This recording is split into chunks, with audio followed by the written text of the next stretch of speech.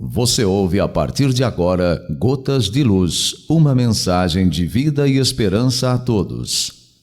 Gotas de Luz, trazendo o Espiritismo para bem perto de você. Realização: União Espírita de Monte Alto. O programa Gotas de Luz de hoje traz Roosevelt Andolfato Tiago, palestrante e escritor. Entre seus livros, destacamos hoje Seu Desejo é uma Ordem. Este trabalho, segundo Roosevelt, é um estudo sobre a ação silenciosa do desejo conduzindo nossa vida.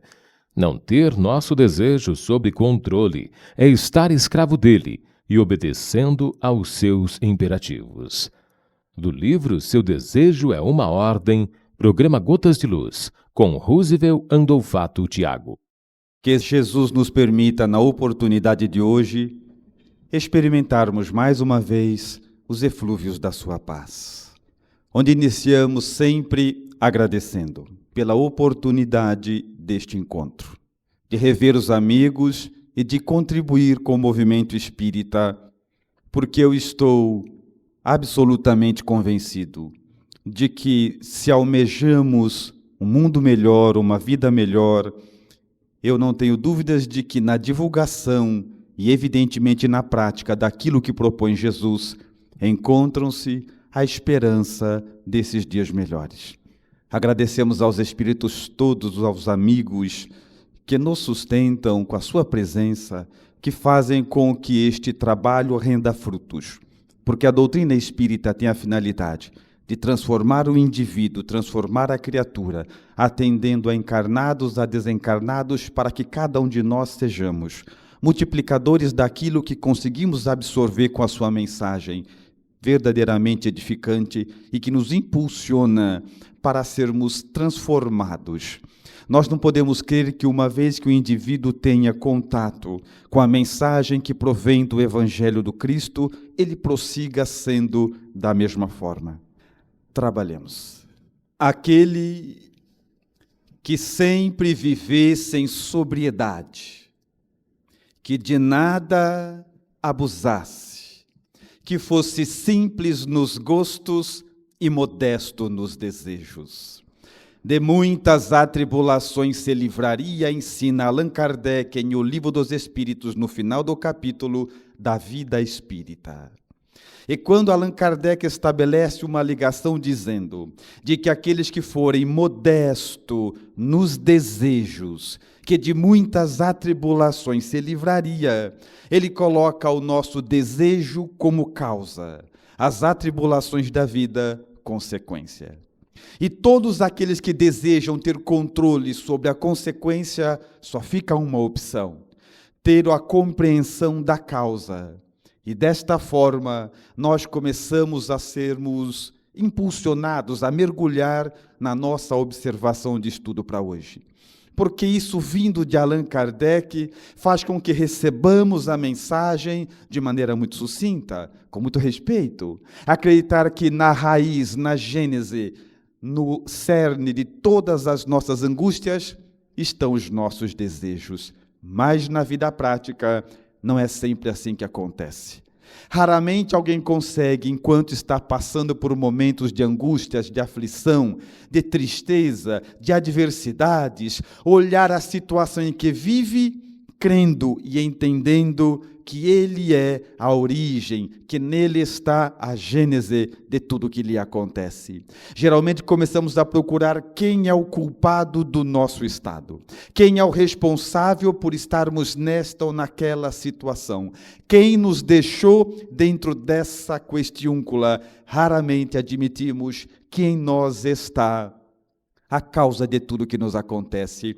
Mas Allan Kardec é claro, ao dizer que aqueles que forem modestos nos desejos, de muitas aflições se livra, ele coloca os nossos desejos como a causa, as aflições, as atribulações, as consequências de tudo aquilo que nós empenhamos, que cultivamos no nosso mundo mental.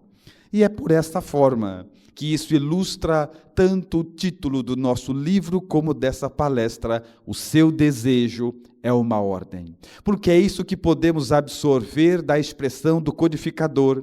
Se os nossos desejos, sendo simples, nos livram de aflições, é porque o meu e o seu desejo é uma ordem, fazendo alusão à antiga lenda árabe da lâmpada maravilhosa, aquela lâmpada que a gente esfrega, sai o gênio, aquela lâmpada que ninguém acredita que existe, mas todo mundo procura porque vai que acha.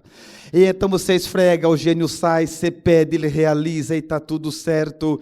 E é isso que Allan Kardec diz. Aqueles que forem simples, modestos, na maneira de desejar, se livre das aflições. O meu, o seu desejo são ordens.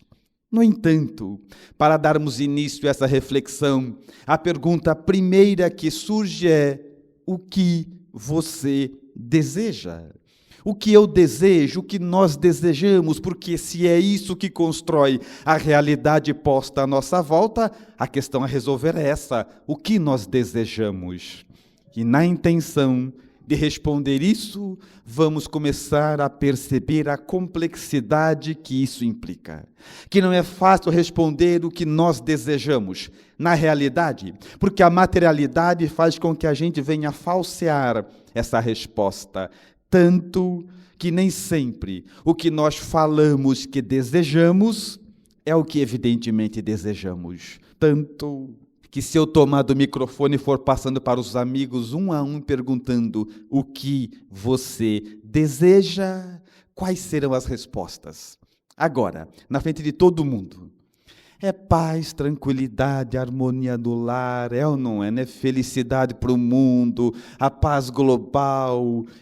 Aí se eu encontrar os mesmos amigos numa esquina distante, só eu e você, sem testemunha nenhuma, e perguntar o que você deseja, é apartamento, casa na praia, carro novo, a situação muda. Então responder o que você deseja não é tão simples quanto parece. Porque nós somos já treinados para saber o que devemos daquilo que não devemos dizer. E isso faz com que aquilo que nós falamos que desejamos e o que verdadeiramente desejamos, exista uma distância abismal. E uma contradição absolutamente visível. Vocês não conhecem gente que diz que desejam emagrecer e comem desesperadamente? Já viu isso ou não?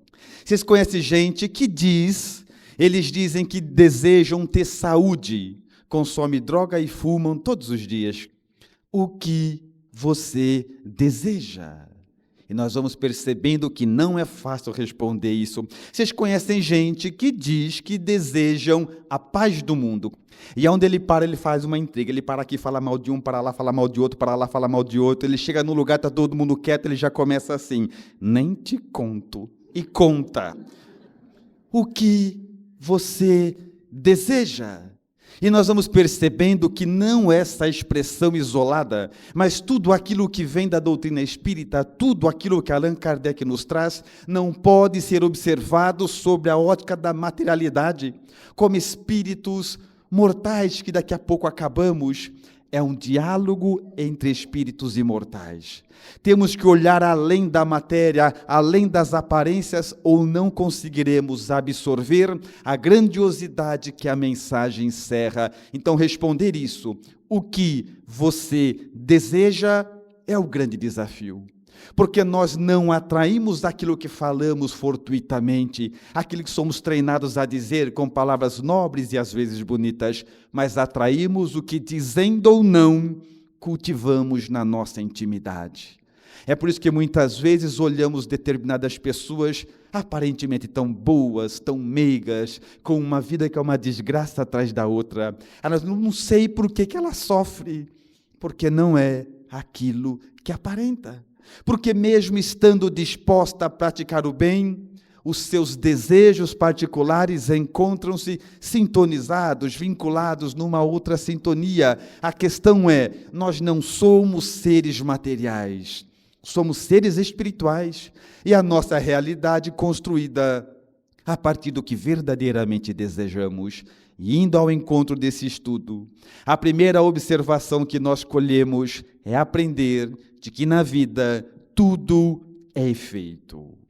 Porque eu não conheço você, mas uma coisa eu sei: independente do que estiver acontecendo na sua vida agora, tudo é efeito. E por mais que seja simples essa expressão, o dia que nós verdadeiramente tomarmos posse dessa compreensão, toda a nossa vida muda. Porque vamos entender que a cada instante, a cada pensamento, a cada segundo, a cada ação, estamos construindo a nossa realidade. E para fugir dessa responsabilidade, que é grande, nós começamos a devolver para aquele que nos deu, para Deus. A gente começa assim: ó, se Deus quiser, ó, Deus que quis, foi Deus que fez, ó, graças a Deus. E Deus não quer nada, porque tudo já é dele. Ele simplesmente permite, e a responsabilidade é nossa. Vou dar um exemplo. Cai um avião, 400 pessoas dentro. Ninguém morre. O que a gente fala, espírita? Viu como Deus existe? Viu como Deus é bom? Ninguém morreu. Não é maravilhoso isso? Aí no dia seguinte cai outro avião. 400 pessoas dentro dele, morre todo mundo. Responde essa agora, espírita. Então Deus nem salva um, nem condena o outro. Tudo é efeito. O homem caminha nascendo e morrendo incontáveis vezes e vai construindo um patrimônio de ações e tendo por causa disso um celeiro de reações. Tudo é efeito. E Allan Kardec vai ficando cada vez mais racional, cada vez mais fácil de compreender. Aqueles que forem modestos nos desejos, porque tudo é efeito, de muitas atribulações se livraria. Ele nos convida a observar cada um a si mesmo, o que é, na verdade, alvo do nosso desejo real. Reitero, não daquilo que somos prontos a dizer que desejamos, mas aquilo que verdadeiramente está em nós, porque isso constrói e atrai tudo à nossa volta. Tudo é efeito. E eu comecei a estudar essa questão, porque o desejo começou a me intrigar. Porque se ele está na origem de todos os nossos sofrimentos, angústias e atribulações, compete a cada um saber exatamente o que cultiva por dentro, o que deseja. E para estudar o desejo, eu dei início da maneira mais simples com que se estuda qualquer coisa. Fui buscar a sua definição. Recorri aos grandes dicionaristas e eles definem desejo da seguinte forma: desejo, força de atração em direção a uma satisfação. Todo desejo visa prazer. E isso é um elemento a mais do nosso estudo. Porque entendendo de que todo desejo visa prazer, satisfação, as pessoas motivadas, conduzidas ainda pelo desejo, elas só fazem aquilo que dá prazer. É comer, beber, cuidar da prole, reproduzir. Mais nada. Por mais que você ensine uma coisa nobre, uma coisa importante, ela acha lindo, acata, mas não cumpre. Porque não dá prazer. E para nós, espíritos com o nosso nível de educação e de cultura, estudar é uma coisa que não dá prazer, então serve de exemplo. Tá, nós temos que transpor essa questão, porque enquanto formos movidos pelo desejo, vamos aprender um manancial de coisas nobres na doutrina espírita e desencarnar iguais, sem colocar em prática absolutamente coisa alguma. E isso começa a mostrar uma radiografia da nossa vida, que nesse exato momento nós temos centros espíritas lotados, igrejas católicas lotadas, cultos evangélicos cheios. Daqui a pouco sai todo mundo para a rua e nós não vemos a fraternidade que pregamos. Alguma coisa está errada. Algo está errado. Nós ainda falamos que queremos a paz do mundo sem cumprimentar o irmão que está do lado. Nós ainda falamos que queremos a paz mundial sem ser gentil com o estranho. E paz do mundo tem que englobar todo mundo, senão não é paz do mundo. Então nós estamos com teoria demais, prática de menos, e a questão que justifica isso são os nossos desejos. Nós ainda somos motivados por coisas absolutamente instintivas. A atitude é oração. e pela atitude, mostramos a qualidade dos nossos desejos. Chico Xavier. Você ouve e se informa. Gotas de Luz. Programa Gotas de Luz, segundo bloco. Seu desejo é uma ordem. Roosevelt Andolfato Tiago. Aprofundando um pouco o nosso estudo, vamos encontrar a diferença entre desejo e vontade, porque os dois são expressões do querer. Tudo que nós queremos, podemos querer com desejo e com vontade. Por um lado, o que estudamos até agora, o desejo, ele tem uma particularidade especial. Ele recebe ordens dos instintos. Por isso que no início todo mundo é puramente desejo, tal qual a criança, que ao nascer, ela tem duas coisas, ela quer o colo dela, ela quer mamar, ela quer proteção, é só ela, é instinto. E nós devemos acabar um dia somente vontade. Não que o instinto deixe de existir, nunca deixará, mas é educado pela inteligência. Porque se por um lado o desejo recebe ordens do instinto, a vontade recebe ordens da inteligência. Aquilo que você faz por instinto, só faz se der prazer. O que fazemos por força de vontade, não tem que dar prazer. A felicidade a qualquer preço tem nos mantido aqui, em mundo de expiações e provas, obstáculos e dores, enquanto aprendemos que existem mundos de imensa felicidade, onde Jesus nos aguarda. A felicidade a qualquer preço?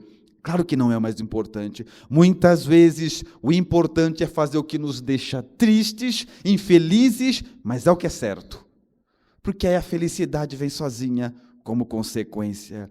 A felicidade a qualquer custo nos deixará durante muito tempo infelizes. O importante é fazer o que é certo, o que aprendemos que é correto, domando assim os nossos impulsos, que a felicidade vem atrás de nós, é uma consequência natural. E agora, esse é um momento interessante, onde nós estamos mais ou menos adiantados nessa evolução. Então, convém a cada um fazer uma análise. Quem é mais movido ou menos movido pelo instinto, ou aqueles que já são movidos pela inteligência, uma análise individual, uma análise particular. Tem uma maneira fácil de fazer isso, mais ou menos assim, ó. Como o desejo recebe ordens do instinto, e instinto é coisa do homem da caverna, do homem primitivo, tudo que o homem primitivo fazia, se a gente ainda fizer, mostra a presença dele na nossa vida. Vou dar um exemplo, porque o homem primitivo, o homem da caverna, para ele defender a prole dele, defender o grupo dele, a clã dele, a caverna dele, ele agride, ele ofende, ele magoa, ele atropela qualquer um, ele perde o limite para defender a prole dele. Já viu isso ou não? Muito bem. Aí chega hoje, espíritas, educados, você tem um filho pequeno, 6, 7 anos, chegou da escola, todo ralado, que apanhou de outro moleque, de 6, 7 anos, briga de moleque. Ele chegou todo arranhado, você fala assim, meu filho, vem cá. Te bateram na escola? Bateram, pai. Mas você bateu também, né? Filho, já falei para você, não pode bater, você tem que bater. Se alguém te bate, você bate também. Você puxou para o papai, você é macho. Quando alguém te bate, você tem que bater também. Eu já te ensinei isso, filho. E é o mesmo homem que à noite vai no centro dizer que é um mundo de paz. Interessante, né? Quem é esse que, quando mexem com a nossa prole, toma conta da nossa vida? É o homem primitivo, que no Evangelho Jesus sabiamente chamou de homem velho. E ainda disse, libertem-se do homem velho para que nasça o homem novo, porque é só esse que tem condição de ser feliz, o outro não. Quem toma conta da nossa vida quando mexem com a nossa prole, com o nosso grupo, com os que a gente gosta, é o homem velho, conforme diria Jesus. Mas o homem primitivo, o homem da caverna, para defender a comida, a água dele, ele não tem limite. Se mexer na comida do homem da caverna, você já era. Muito bem. 2015, espíritas que somos, educados, o Espírito fala assim, ó, Sou muito bom, sabe? Não é verdade, sou muito bom.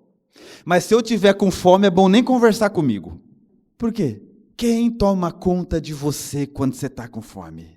É o homem velho. Eu sou muito bom, sabe? Sou muito bom, mas se eu tiver com sono, é bom nem abrir, nem sai da minha frente, hein? Por quê, espírita? Quando você está com sono, quem toma conta de você?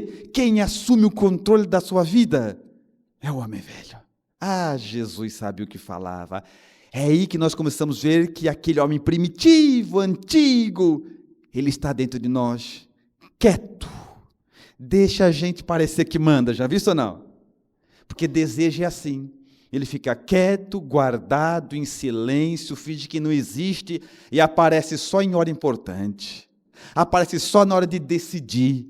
E não é assim? Os que usam droga, o que falam? Eu paro quando eu quiser. Acha que manda. Os alcoólatras, eu paro a hora que eu quiser. Os que mentem, eu paro a hora que eu quiser. E desejo é assim. Ele deixa a gente achar que manda e aparece só na hora de decidir. Mas o homem primitivo, o homem da caverna, ele era estranho, sabe? Porque ele vivia absoluta paz, desde que ninguém mexesse com as coisas dele. Desde que ele mande, está tudo certo. Aí hoje, espíritas, o indivíduo fala assim, eu sou muito bom, sabe? Né, velho? Sou muito bom. Desde que não mexam comigo.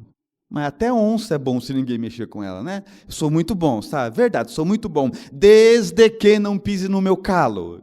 Por quê? Se mexer com você, se pisar no seu calo, quem toma o controle da tua vida? É o homem velho. Jesus sabia o que falava. Libertem-se do homem velho para que nasça o homem novo. Kardec, aqueles que forem modestos nos desejos, de muitas atribulações se livraria. Ele fala daquilo que nós guardamos secreto, na intimidade, sem mostrar para ninguém, mas que surge em alguns momentos importantes, geralmente momentos de decisões. Então, deseje assim. Entendeu porque não é fácil responder o que é que você deseja? Porque ela fica falseada pela materialidade. A gente fala um monte de coisa bonita e no final, dentro de nós, ele nos comanda. Ou nós detemos a atenção, a intimidade, ao que carregamos por dentro, ou ficaremos sempre na superfície, porque desejo é assim. Ele aparece em momentos importantes e chega a escravizar o homem. Nós ficamos escravos. Você não conhece pessoas que levam uma vida inteira sem ter vínculo com nada espiritual, sendo espírito? Quantas religiões que agregam massas e não trazem nada para o patrimônio individual da criatura? Ficamos escravizados, olhando só para a terra, para o umbigo, para aqui, agora, sem perceber, porque o homem é aquilo que pensa, portanto, o que quer. E o desejo escraviza até o pensamento, que é a gênese de todas as nossas realizações. Mas o desejo consegue escravizar até o nosso pensamento. Vou provar. Nosso amigo chegou para começar a atividade, né? E falou assim, meus irmãos, vamos orar? Aí todo mundo se arrumou na cadeira. Aí ele fala assim, pensem em Jesus. Todo mundo pensou. Muito bem. 30 segundos. Porque o homem velho não gosta dessa conversa de oração, sabe? Ele se incomoda. Ele não gosta muito disso. Então, quando começa a oração, ele fica incomodado e quer mostrar que ele toma conta da gente. Aí o amigo está fazendo oração, está falando lá, está todo mundo quieto, de olhinho fechado, né? Ele falando de Jesus e o homem velho resolve tomar conta da gente. Daqui a pouco você começa assim, olhinho quieto, fechado, você quer tranquilo, você começa assim. Será que eu tranquei a porta de casa? Minha caverna, que eu tenho que tomar conta, né? E a oração acontecendo, você de olhinho fechado, quietinho na cadeira ali, e o homem velho vai levando você para onde ele quiser. Nossa, entrei correndo, nem lembro, só apertei o alarme do carro. E a oração acontecendo, e se é quietinho, do olho fechado, né? Será que a palestra vai demorar? Vai, né? E ele vai levando você para onde ele quiser. Até que chega uma hora que o amigo fala assim, assim seja. A gente volta, que assim seja já aprendeu que a deixa acabou, né? Assim seja a gente volta, já é ou não? E aí quando acaba a palestra, a gente sai, o primeiro que a gente encontra, ele pergunta, onde é que você estava, irmão? Ah, eu estava em oração. Cara de pau, né? Pois é. O desejo é muito perigoso. Ele nos torna escravos de absolutamente tudo. Encontramos no Evangelho, que é fonte de resposta a todas as questões da alma humana. Sem o Evangelho, constantemente perdidos ficamos. Daí a necessidade de estudá-los, vidas constantes. Mas na primeira carta de Pedro, capítulo 2, versículo 19, ele escreve assim, todo aquele que é vencido é também escravo daquele que o venceu. Lindo, né? Todo aquele que é vencido é também escravo daquilo que o venceu. Quem é vencido pelo álcool é escravo do álcool, quem é vencido pela droga é escravo da droga, e quem é vencido pelo desejo, escravo do desejo. Nós só fazemos o que dá prazer. A gente só é motivado por satisfação. A gente é motivado por aqui agora, por ter coisas somente por uma vida superficial. E perdemos muitas encarnações por causa disso. É por essa razão que o assunto mais falado, mais batido em centro espírita é reforma íntima. Quantas palestras vocês já ouviram falar de reforma íntima? E tem que falar. Constantemente. Desde que existe o homem, então essa reforma não acaba nunca. E a nossa dificuldade, ou a nossa falência em ter êxito em reforma íntima, sabe o que é? Materialidade, desejo. A gente faz reforma íntima de casca, de superfície, de aparência. Ninguém mergulha para encontrar as respostas adequadas do porquê estamos aqui ainda. Porque quer fazer reforma íntima? Primeiro princípio, ninguém consegue estar curado de uma doença que não sabe que tem. A primeira pergunta a se fazer, cada um a si mesmo, quando o assunto é reforma íntima é, o que eu ainda estou fazendo aqui? Em mundos dessa natureza, que tem guerra, angústia, dor, violência, sabedores que existem mundos de absoluta felicidade. Mundos onde Jesus me aguarda. E eu ainda estou aqui, a pergunta a encontrar é, o que me prende ainda nesse tipo de mundo? Sem encontrar isso, sem reforma íntima. Ninguém vai reformar o que não sabe que está quebrado. Cada um de nós deve observar muita atenção, e Jesus sabia de novo o que falava. Orai, vigiai, encontre em você o que te prende aqui, porque Ele nos aguarda. Nós reclamamos do mundo e nos comportamos nos padrões do mundo. Vamos ficar aqui muito tempo. Compete a cada um de nós, para início de qualquer tentativa de reforma moral, de reforma íntima, encontrar individualmente o que me prende aqui. Quais das mazelas morais, quais comportamentos, quais ações, o que eu ainda tenho, possuo, pratico que me prende nesse tipo de mundo, sabendo que tem tanto ainda a me aguardar. Sem essa resposta, sem reforma íntima. Aos outros, dou o direito de ser como são. A mim, dou o dever de ser cada dia melhor. Chico Xavier. Você ouve e se informa. Gotas de Luz. No programa Gotas de Luz de hoje, o conteúdo de palestra realizada na União Espírita de Monte Alto por Roosevelt Andolfato Tiago. Como já dissemos, doutrina espírita é um diálogo entre espíritos. É um diálogo entre espíritos. Não adianta. Nós temos que ouvir como espíritos imortais e não como ser que vai morrer daqui a pouco. Para ampliar nossa capacidade de compreensão, ampliar nossa capacidade de entendimento. Então, se quiser fazer reforma íntima, espírita faz. Mas faz como espírita deve fazer. E eu entendo que seria mais ou menos assim. Sai longe, a pé, sozinho, sem pressa para voltar, sem ninguém perto, sem testemunha, senão vai dar vergonha. Sai sozinho, vai fazer reforma íntima. Chama Deus para conversa e começa a conversar. Aí você fala abertamente: Deus, sabe, Pai, eu tenho seguido muito as tuas orientações descritas no Evangelho, orai, vigiai, tantas outras, cada um segundo suas obras. E, Pai, seguindo as tuas orientações, eu tenho prestado muita atenção em mim. E prestando atenção em mim, Senhor, eu descobri coisas fascinantes a meu respeito. Sabe, Senhor, prestando atenção em mim, eu descobri que eu ando o tempo todo falando para as pessoas de paz, paz, mundo de paz, mas eu descobri, Senhor, prestando atenção em mim, que eu gosto mesmo é de violência. É verdade, Pai.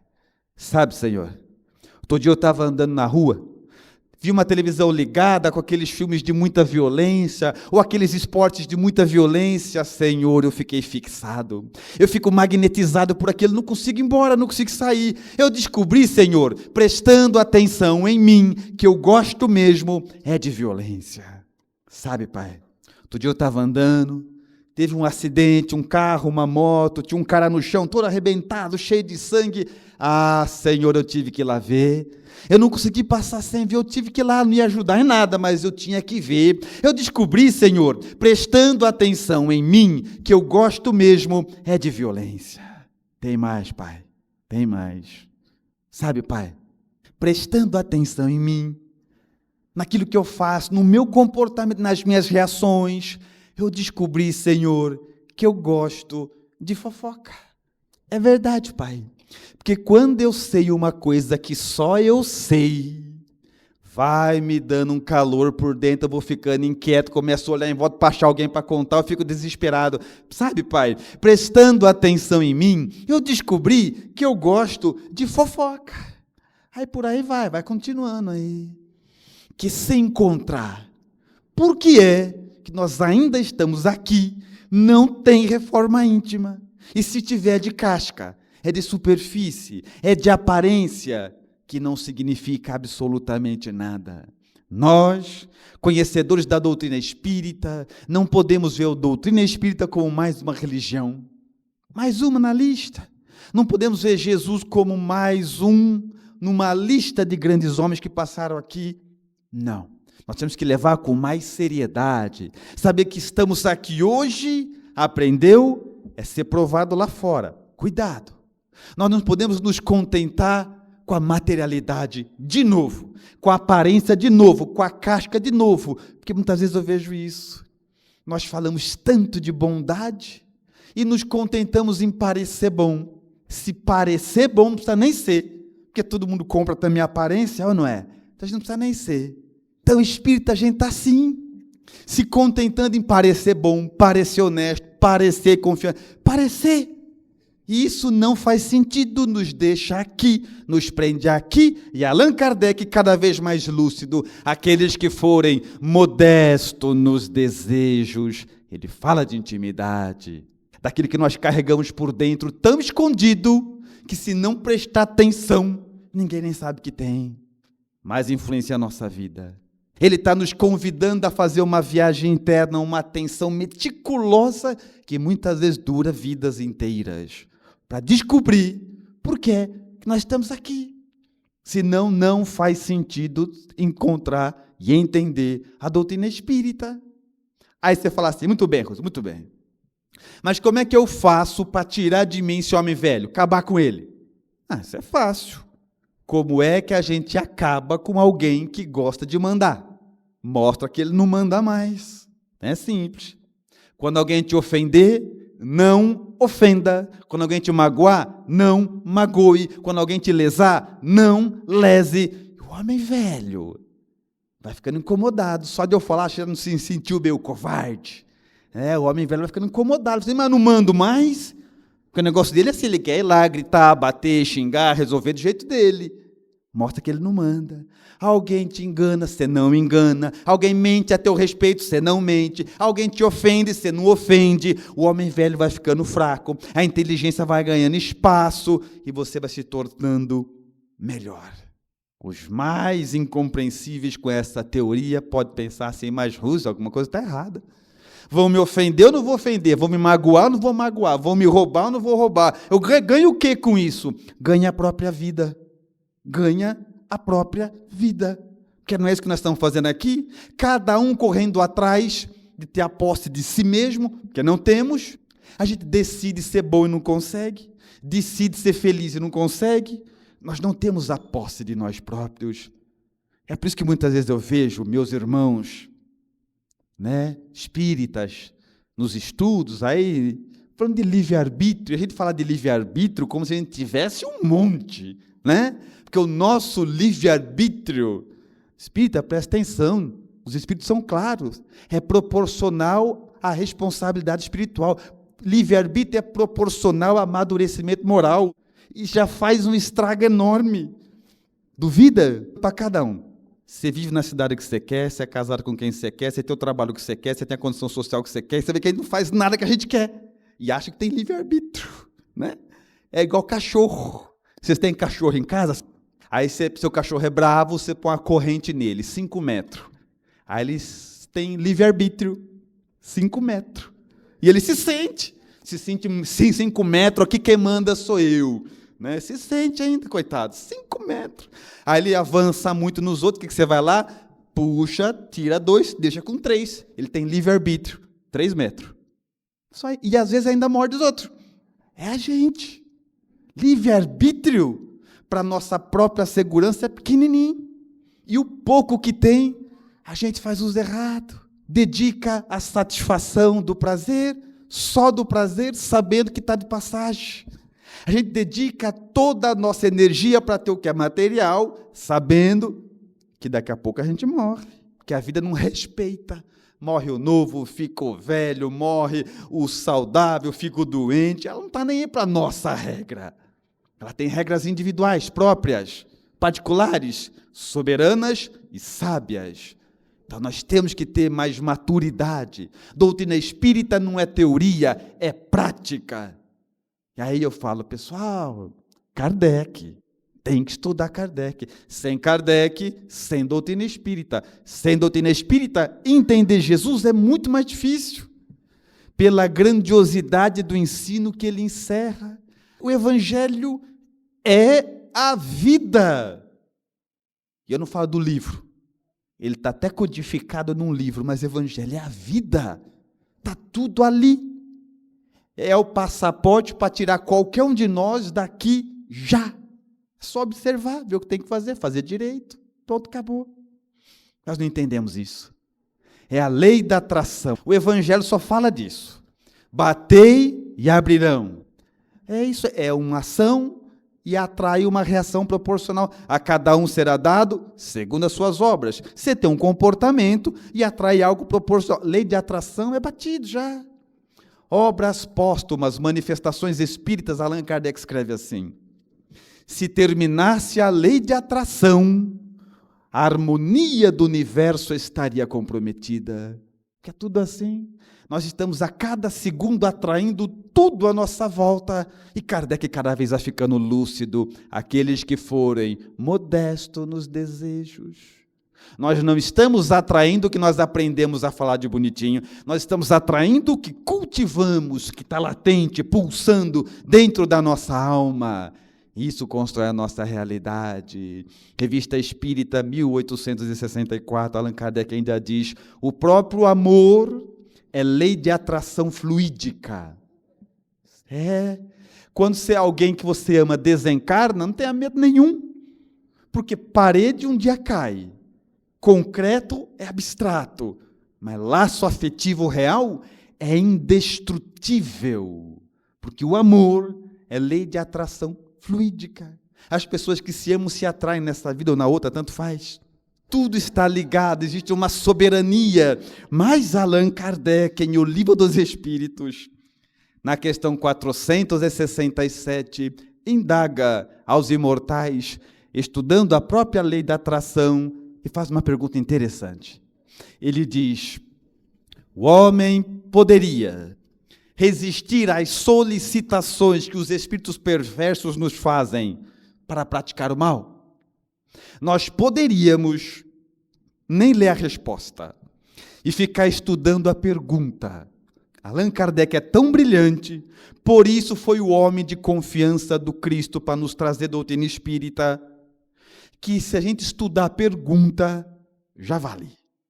Que ele pergunta: se o homem pode, se nós podemos resistir à solicitação, ao convite. Espírito perverso só convida, mais nada. A gente faz o mal se quiser. Por isso que a responsabilidade é nossa. Ele diz, 467, o homem pode resistir às solicitações que os espíritos perversos fazem, nos chamando, nos convidando para fazer o mal? E se a pergunta é brilhante, a resposta é notável, eles dizem sim. Claro que sim.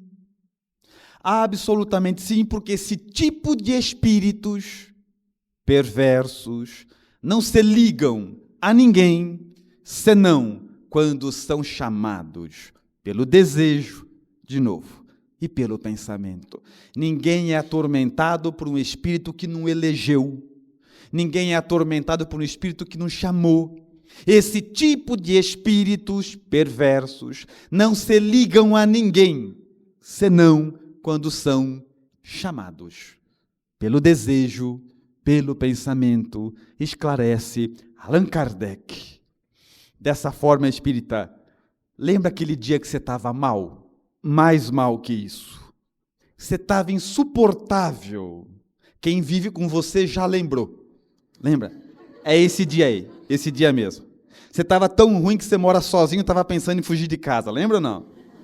É esse dia. Aí você chegou no centro assim: nossa, irmãos, tem que tomar uns 4 passes hoje, que hoje eu estou com encosto.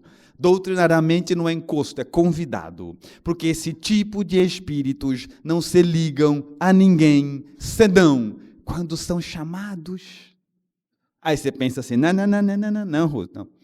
Essa Allan Kardec errou. Essa ele errou. Eu não lembro de nenhum dia eu estar chamando espírito perverso. Não, calma.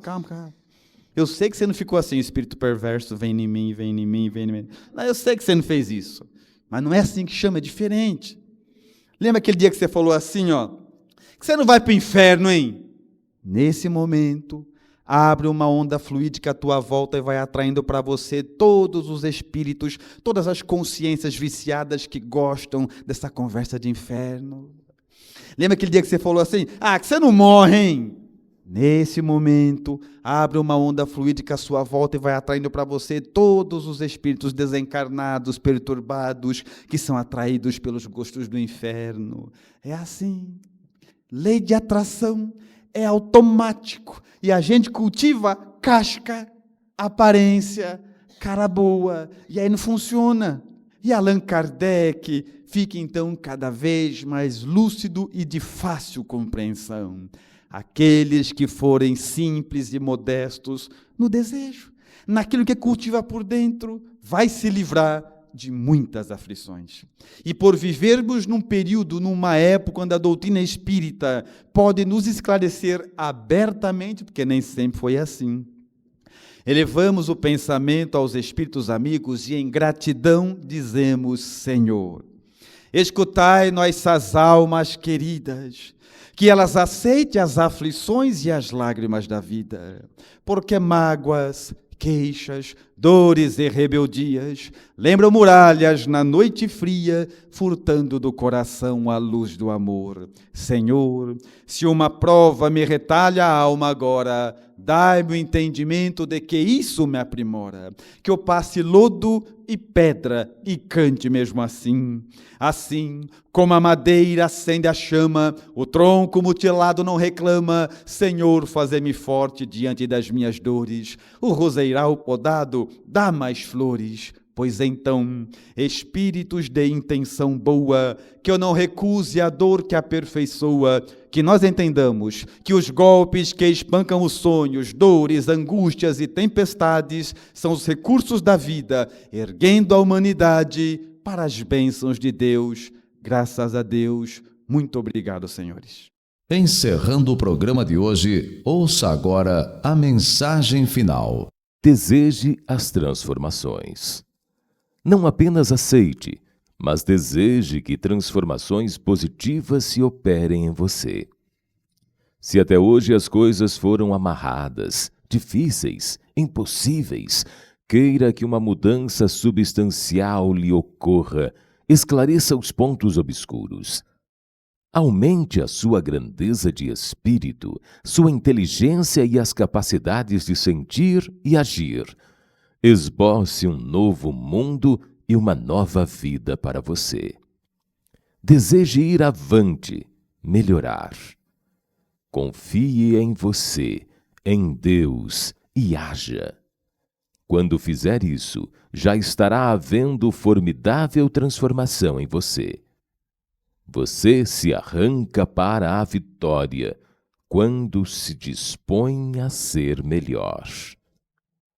Tenham todos muita paz e até o próximo Gotas de Luz.